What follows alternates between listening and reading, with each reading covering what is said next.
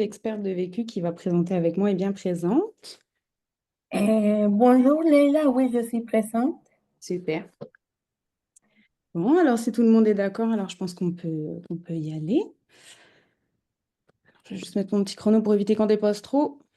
Et c'est parti.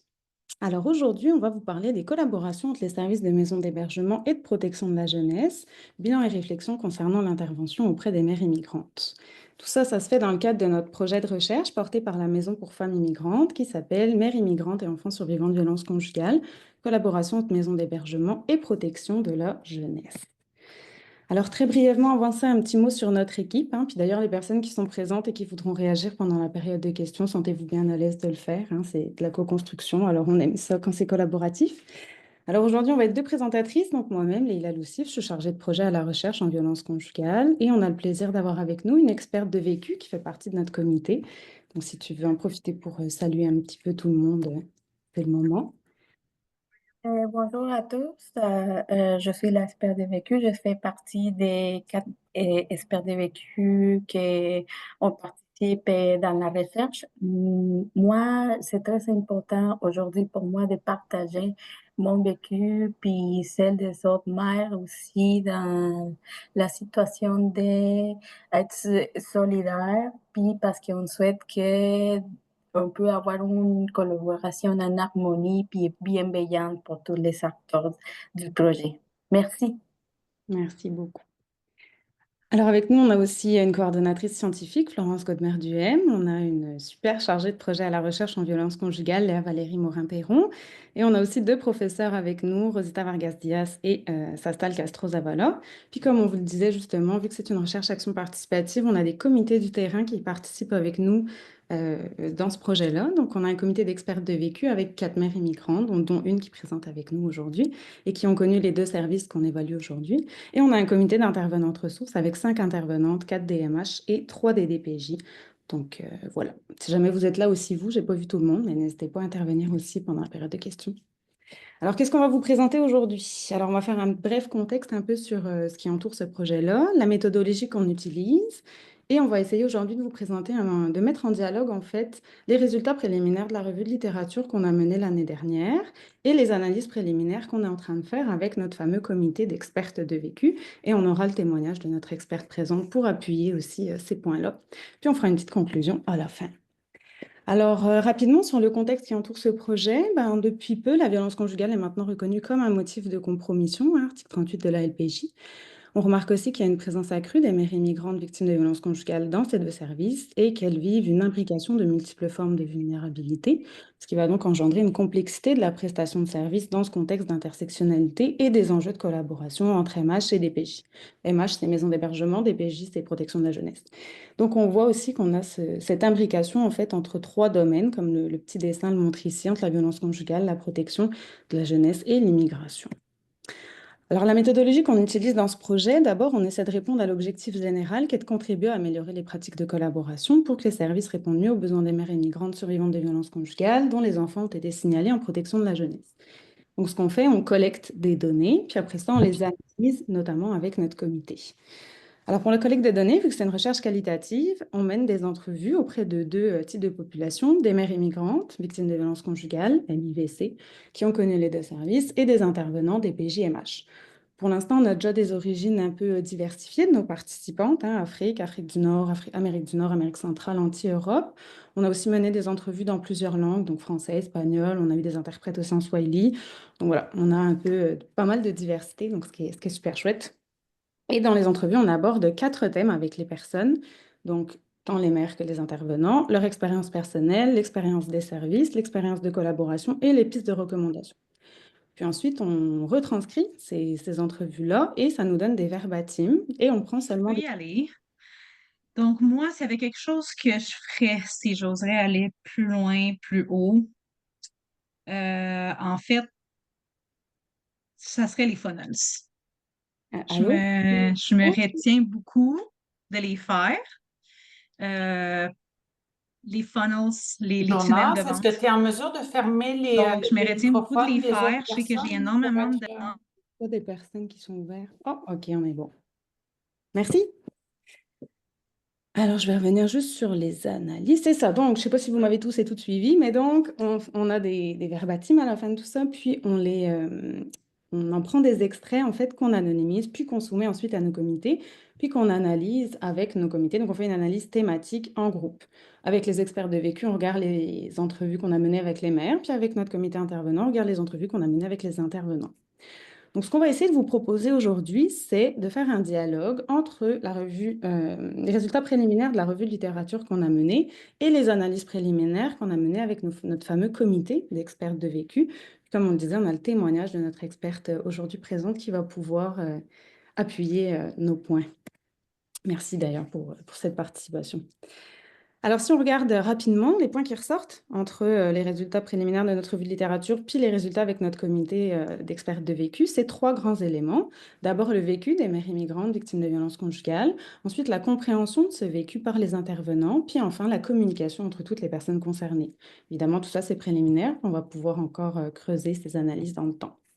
Alors, si on vient en détail sur le premier point, qui est le vécu des mères immigrantes victimes de violences conjugales, ce qu'on a remarqué dans notre revue de littérature, c'est que ces mères, elles étaient confrontées à plusieurs types de difficultés, comme par exemple la méconnaissance des services, l'isolement et la dépendance face au conjoint, ou encore le statut migratoire précaire. On avait aussi souligné des responsabilités de protection, mais qui ne sont pas ressorties dans le comité. Donc aujourd'hui, on ne va pas mettre l'accent dessus, hein, on va vraiment voir le dialogue entre les éléments qui ressortent ensemble. Alors, si on va dans le détail sur la question de la méconnaissance des services, on voit par exemple que cette expérience, elle peut être liée au fait que les mères proviennent de pays où la police ou les services sociaux peuvent paraître peu fiables ou corrompus ou ne seraient pas perçus comme des garants de sécurité. Alors ici, on a un extrait verbatim de ce qu'on a pu voir dans notre comité d'expertes de vécu. Alors par contre, je vais juste m'excuser parce que je vais décaler ça. Vous êtes en plein milieu de mon écran. OK. Donc là, on voit par exemple que Rose nous dit les défis que j'ai rencontrés, c'est que j'avais une peur, j'avais une idée mal conçue de la DPJ parce qu'on dit très souvent de la DPJ que ce n'est pas le meilleur organisme. Tout le monde le dit souvent, quand ils sont dans votre milieu, ça crée des embrouilles. C'était mon plus gros défi parce que moi, je ne voulais pas être séparée de mon fils. Puis c'est au fur et à mesure que je me suis rendu compte que leur présence, c'était juste pour m'aider ou m'éclairer. On a aussi Jeanne qui nous dit, la seule chose qui est un peu ambiguë pour nous, c'est que lorsque nous quittons nos continents pour ici, nous ne maîtrisons pas les vraies réalités du nouveau continent où nous immigrons. Ça fait que le temps de maîtriser le système de là où nous sommes, ça crée comme un choc en nous. Concernant la question de l'isolement et de la dépendance au conjoint, on voit que la littérature nous dit que cet isolement peut être important pour les mères immigrantes, notamment en raison de l'intersection de la violence conjugale et des enjeux liés à l'immigration, comme par exemple la perte de réseau, la méconnaissance des services dont on a parlé juste avant, ou bien la crainte des institutions ou encore des enjeux linguistiques. Tous ces éléments peuvent d'ailleurs être renforcés par la précarité du statut migratoire qui, lui, va engendrer des limites dans l'accès aux services. Alors, pour appuyer ce point, on a des petits extraits verbatim de Rose qui nous dit par exemple qu'en tant que mère immigrante, c'était un coup dur parce que venant dans un pays où on est seul, je n'ai pas de famille ici. Et puis la seule personne en qui j'avais confiance et que je pouvais compter, c'était mon ex-conjoint. Mais malheureusement, ça n'a pas pu continuer. Alors, j'ai été submergée, anéantie parce que je ne savais pas quoi faire. Enfin, concernant la question du statut migratoire précaire, eh bien, comme on l'a dit un petit peu avant, hein, c'est quelque chose qui va accentuer des difficultés. Puis ça peut être par exemple un frein pour l'accès aux services et aux prestations sociales et familiales. Et donc, il va limiter l'autonomie financière des personnes et potentiellement avoir des impacts sur la garde des enfants. Aussi, les mères peuvent craindre de dénoncer la violence et de faire appel aux services de peur de nuire à leur procédure d'immigration. On a ici l'extrait de Jeanne qui appuie un peu toute la lourdeur de ces démarches, puis qui nous dit par exemple, les situations changent, les défis changent, c'est comme si tout le poids du Canada retombait sur nos têtes. Alors maintenant, on peut peut-être laisser notre expert de vécu ajouter des éléments sur justement son vécu concernant ces points-ci, si elle le désire. Oui, je vais vous partager mon vécu, mais aussi des choses qui ont ressorti à cause de mon implication sur la lutte contre la violence conjugale et la femmes migrantes. Je suis arrivée au Canada parce que mon ex-conjoint est québécois. On avait décidé de venir ici pour établir nos familles et pour que notre fils pourrait avoir un meilleur futur. Pour ça, mon ex-conjoint m'avait promis de faire les démarches du papier en immigration. Puis là, il m'a menacé souvent avec ça. Donc, je devrais faire tout ce qu'il voulait.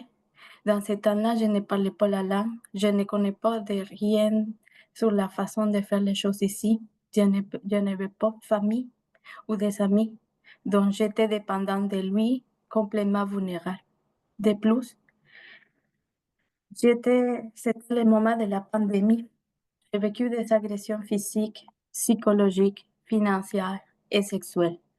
Plusieurs agressions ont passé avec mon enfant dans les bras. J'avais peur de m'en aller avec mon enfant et possiblement de chercher la mort à cause de la COVID. Mais les agressions sont augmentées chaque fois et j'ai compris que je devrais m'en aller ou possiblement mourir à main de mon agresseur. J'ai vécu des menaces de la part de mon ex-conjoint pour me dire qu'il parlerait à la police et la DPJ pour dire que j'étais une mauvaise mère. Ils pourront me lever mon enfant et me faire déporter à mon pays sans pouvoir voir mon enfant une autre fois. La, mon- la, seule, la seule partie des ressources que j'avais, c'était sa famille. Et eux savaient tout que j'ai vécu. Mais il disait que les problèmes qu'on avait n'étaient qu'une seule chose, des problèmes de nouvelles couples. Quand j'ai ressorti de la maison de mon conjoint, j'avais juste mon enfant dans les bras. Je n'avais pas de statut migratoire, de aucune manière de travailler, aucune place pour vivre, sans la possibilité de parler, aucune aide du gouvernement, sans assistance médicale. Même j'avais peur de tomber malade. J'ai dû utiliser les services d'interprétation pour exprimer ma situation et mes besoins. Et bien, les services d'interprétation, si bien parler ma langue, était dans le contexte de la langue d'un autre pays. Les contextes ne sont pas pareils. C'est comme, mettons, dire les Français de la France et les Français québécois. À ces situations se réplique aussi avec des autres mères. J'ai remarqué que la compréhension de la culture est importante. Et aussi, je viens d'un pays de l'Amérique et donc ma culture, on peut dire que c'est occidentalisé. Mais les mères qui viennent des autres pays comme de l'Afrique, de l'Asie, c'est important connaître sa culture, son contexte. Puis au final, malgré de toutes les difficultés et les épreuves que moi et les autres mamans on vivait, on prenait la force pour nos enfants et pour survivre avec nos enfants avec juste l'espoir de l'amour que nous avons pour eux, nos enfants. Merci. Merci beaucoup pour ce témoignage. Alors, on arriverait maintenant à notre deuxième partie qui irait sur la question de la compréhension du vécu des mères immigrantes par les intervenantes. Alors, si on fait un bref retour sur nos résultats préliminaires de revue de littérature, on remarque que les interactions entre les intervenants des PJMH vont être influencées par plusieurs aspects. Par exemple, on a la question de l'aspect dit normatif, qui va renvoyer à la question des missions, de la vision, de la compréhension ou des mandats des organismes. On a remarqué aussi des aspects dits relationnels qui vont faire écho à la question du lien de confiance, à la circulation d'informations ou encore aux dynamiques de pouvoir. Et on avait aussi remarqué un troisième type d'aspect dit organisationnel, mais qui n'est pas non plus ressorti dans les comités, donc on l'a aussi mis de côté, mais qui lui renvoyait au temps, à la surcharge, à la lourdeur des tâches ou encore au financement. Alors, si on revient un peu plus dans le détail sur la question des aspects normatifs dans la littérature, on remarque que les mandats entre maisons d'hébergement et protection de la jeunesse ne sont pas les mêmes. La question des maisons d'hébergement, le plus souvent un service dit volontaire, vont être axés sur la question de la sécurité et l'autonomie de la femme, tandis que la protection de la jeunesse, le plus souvent, je dis bien le plus souvent, c'est pas toujours, mais le plus souvent, non volontaires, vont eux insister sur la question de la sécurité de l'enfant. Donc ces différences vont pouvoir engendrer potentiellement des divergences de point de vue concernant la compréhension de la violence conjugale et de son intersection avec un contexte migratoire culturel particulier, ce qui peut générer des incohérences dans l'intervention. Aussi, en raison des représentations dominantes dans une société, il se peut que les femmes hésitent à demander de l'aide par crainte d'être jugées négativement par les services, voire incapables de protéger leur enfant ou même ne pas être crues ni écoutées. Si on regarde ce qu'on a dans nos verbatims à ce sujet, on a le témoignage notamment de Jeanne qui nous dit les intervenantes de la maison d'hébergement ont dû proposer la grille d'évaluation sur le contrôle coercitif pour qu'elles puissent comprendre réellement la violence conjugale qui était en jeu. C'est donc grâce à l'intervention des intervenants de la maison d'hébergement que maintenant la situation est rétablie et elle comprend, la DPJ, maintenant les réalités de ce qui se passe. Elle nous dit aussi, je me suis sentie abandonnée. Abandonnée pourquoi? Abandonnée parce que ce qui était dit par les représentants de la DPJ n'était pas des choses applicables. Ceux qui s'occupaient du dossier n'ont pas compris l'aspect socioculturel que nous vivons, parce qu'il y avait certains aspects pour lesquels, pour nous, c'était considéré comme très grave. Il a fallu l'intervention des intervenants de la maison d'hébergement pour faire appel au superviseur qui s'occupe du plan socioculturel à la DPJ pour l'amener à comprendre les réalités de notre tradition et de notre culture avec la culture canadienne. On peut laisser l'expert de vécu s'exprimer sur cette question des enjeux normatifs. Bon, pour cette partie, je vais vous partager après la sortie, après que je suis sortie de la maison de mon ex-conjoint. Je suis arrivée à la maison d'hébergement et après plusieurs mois pour avoir la possibilité de dormir ou d'être tranquille. Et j'ai eu une semaine de calme, mais ça n'a pas duré longtemps. J'ai reçu un appel de la DPJ pour me dire qu'une situation a été signalée puis retenue parce que j'avais abusé physiquement de mon enfant et que j'avais abusé sexuellement de lui. J'ai commencé à pleurer sans croire ce que j'avais attendu. Mon enfant se levait dans mes bras. Il a ressenti que quelque chose n'était pas bien avec moi. Il se collait plus à moi et me demandait de lui allaiter. Quand j'ai sorti de la rencontre, j'ai partagé avec des autres mères de la maison la situation et tout le monde me disait, oh non, ils vont venir à te lever ton enfant. Et là, à partir de ce moment-là, je n'étais plus capable de dormir. J'avais des tembleurs dans mes jambes et à chaque fois que j'avais une rencontre avec la DPJ, j'avais la main tembleur, j'ai perdu des cheveux de l'extrême. L'intervention de la DPJ a été pas mal 12 ans, un peu plus de 12 ans dans ma vie. Et dans cette intervention, j'ai eu 8 intervenants différents. Un an et demi, j'étais traitée comme si j'étais une criminelle. Puis, quelques intervenants de la DPJ, une d'elles me disait des choses à propos de mon ex-conjoint, que il disait que si j'avais allaité mon enfant, c'était parce que je me masturbais en même temps. Elle me disait, ça c'est vrai? À moi de dire non. Puis pourquoi qu'elle était en train de me poser ces questions. Un autre intervenant de la DPJ plus tard me disait que je n'étais pas capable de prendre en charge les besoins de mon enfant parce que je ne parlais pas la langue. Donc, c'est dur de juger une bonne mère ou être cru dans ma position de mère par la DPJ parce que je ne parlais pas la langue d'accueil, du pays d'accueil. Les intervenants de la maison d'hébergement étaient toujours à mes côtés pour me défendre, pour faire comprendre aux intervenants de la DPJ la situation. Et dans cette intervention, l'intervenant de la DPJ a demandé les coordonnées de la gestionnaire et ne voulait pas la donner, l'intervenant de la DPJ. Je remarque que c'est rare qu'on peut parler directement avec le gestionnaire de nos dossiers.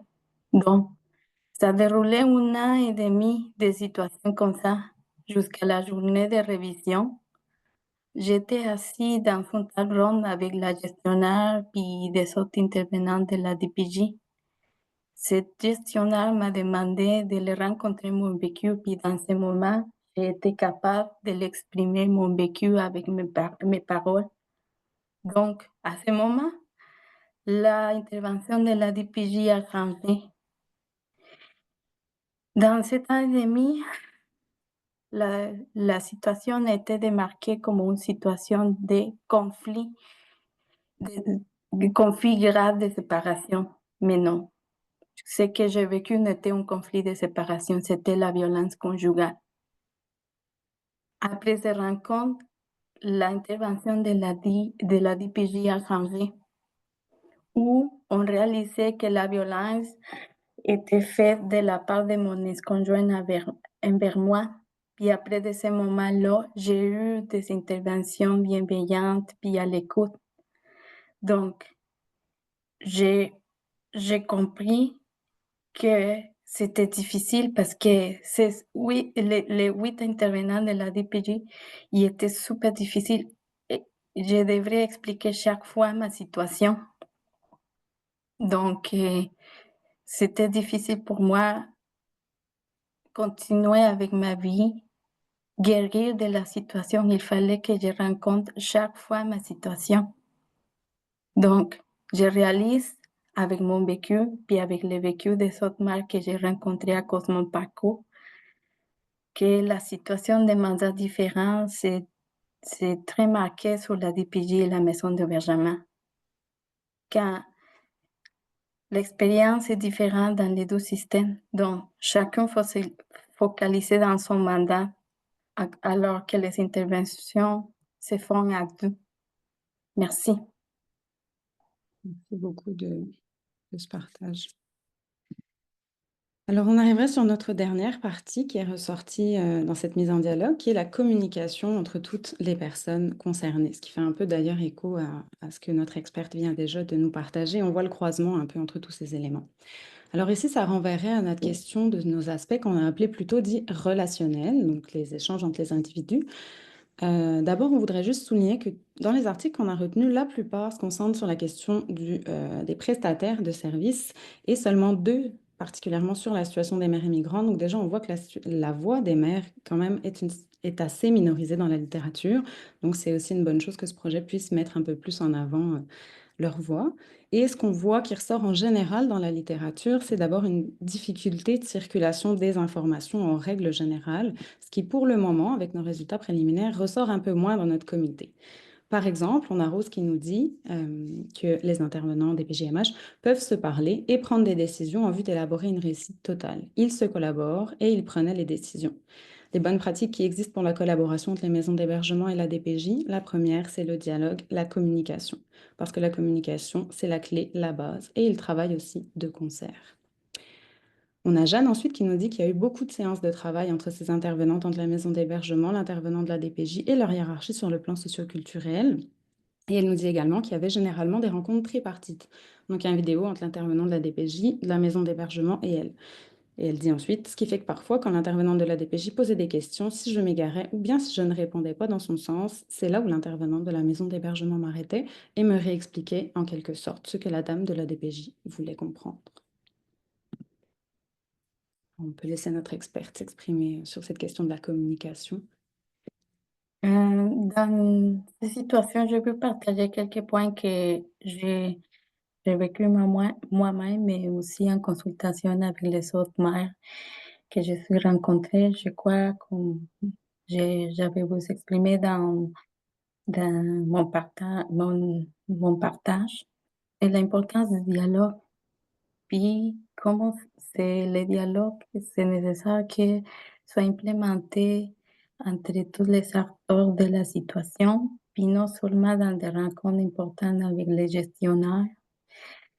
Je crois que c'est important de comprendre bien la situation de la violence conjugale, puis aussi que les situations de communication avec les pairs soient mises en place.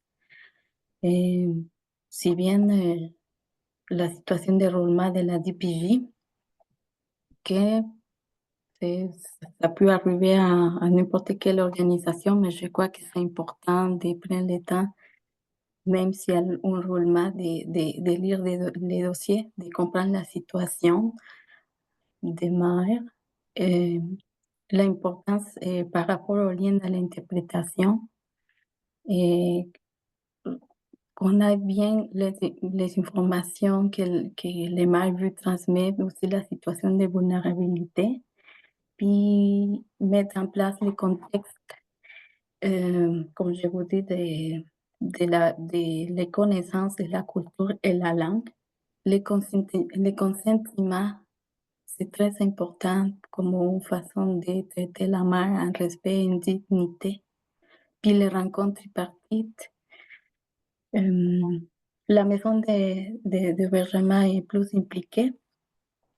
Puis, dans la compréhension de la situation de la mère, mais aussi une chose que j'ai pu j'ai vécu moi-même, puis ça répète pas mal, c'est que le rôle de la DPJ est plutôt de transmission d'informations. J'ai vécu des situations de me faire dire comment me comporter, c'est quoi que je devais faire, comment je devais faire les choses. Je me sentis que j'ai eu la transmission d'informations comme si j'étais traitée comme un animal de compagnie. Puis là, je crois que c'est important aussi garder l'essence d'humanisation. Merci. Merci beaucoup. Alors, en résumé, pour conclure, ce qu'on remarque, c'est qu'il y a quand même une certaine cohérence entre nos résultats de revue de littérature préliminaire puis nos résultats préliminaires en comité, concernant notamment le vécu et la compréhension du vécu des mères par les intervenants, et qu'on a un peu moins cette cohérence sur la question des aspects relationnels, ce qui en tout cas va être à creuser dans nos analyses futures concernant la communication, la concertation et la collaboration en règle générale. Alors, nos analyses, elles se poursuivent avec nos deux comités d'ailleurs. Et donc, on va continuer de regarder ça ensemble dans les prochains mois. Et on voit qu'il y a encore d'autres pistes à explorer qui seront certainement mises sur le devant. On en a choisi quelques-unes aujourd'hui à vous présenter, mais on en aura, on espère, bien d'autres à vous partager bientôt. Donc voilà, peut-être qu'on peut laisser la parole à notre experte, si elle le souhaite, pour le mot de la fin et les recommandations qu'elle pourrait avoir pour ce projet en règle générale. Oui, merci. J'ai certaines suggestions à vous partager. Et je crois que la question est sur la situation de l'agresseur n'a pas encore ressorti. Je crois qu'il a des éléments à conserver et prioriser, que c'est l'aspect personnalisé de la transmission des informations avec les interprètes, la DPJ et tenir en compte du non-verbal des situations. La transmission physique des informations, je crois que c'est mieux que ce soit en personne qu'en virtuel. Garder l'aspect de la dimension humaine dans les services. L'importance de tenir en compte le vécu de la mère dans la collaboration et prendre le temps d'avoir l'empathie dans tout au long du processus. Dans des réflexions, puis après plusieurs années de mes implications, j'ai eu aussi la réflexion que l'être humain, tous on est en évolution. La nature aussi est en évolution, puis je crois que les organisations puis les organismes doivent évoluer de la même façon au fur et à mesure des besoins des sociétés. Je sais que, par exemple, la DPJ a un aspect conçu puis cadré de comment réagir dans des situations, mais je crois que c'est important aussi l'adapter aux besoins actuels. Euh, je crois aussi qu'il faut faire un peu d'attention à l'utilisation des systèmes ou d'organisations pour la part de l'ex-conjoint pour continuer et la violence, d'alimenter la violence pour séparation, faire attention de protéger les interventions d'ensemble. Puis, dans le but plus important de ma réflexion, c'est le soutien à la mère puis à l'enfant. Je pense que dans le système, dans le système social, dans les ressources santé, on pourrait prévenir plusieurs problèmes que notre société a si on pourrait prendre en charge les soins des enfants. Je crois que les enfants, c'est la clé là, les enfants, la famille, la manière de les supporter, de les écouter, d'avoir l'empathie envers eux, parce que je crois que les enfants sont les miroirs de nous-mêmes. Donc, tout ce qu'ils voient, tout que ressentent les organisations qui sont autour de eux, on peut faire la différence dans sa vie, mais la différence à moyen et à long terme dans la société. Merci. Merci beaucoup pour cette belle note de fin. Alors, merci aussi à vous tous et toutes pour votre écoute et on a bien hâte d'échanger avec vous sur le sujet juste après ça. On remercie également les organismes qui ont pu contribuer à ce projet, puis qui sont tous mentionnés ici. Et on remercie également notre bailleur de fonds, FEGC Canada. Et si jamais vous avez des questions, des commentaires, des suggestions ou tout autres éléments que vous souhaitez nous partager, vous pouvez nous écrire à l'adresse projetcollaboration@commercial-maisonpourfemmesimigrantes.com. Et voilà. Et Merci, Lila. Merci à l'expert du vécu pour ces témoignages émouvants. Et nous allons laisser la parole au public. Nous allons ouvrir les débats pour d'éventuelles questions, suggestions ou recommandations ou des questions de compréhension. Merci. Vous avez la parole. La parole est libre.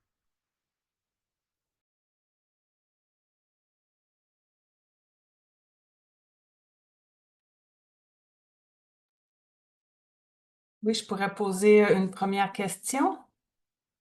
Merci, Stéphanie. Oui, alors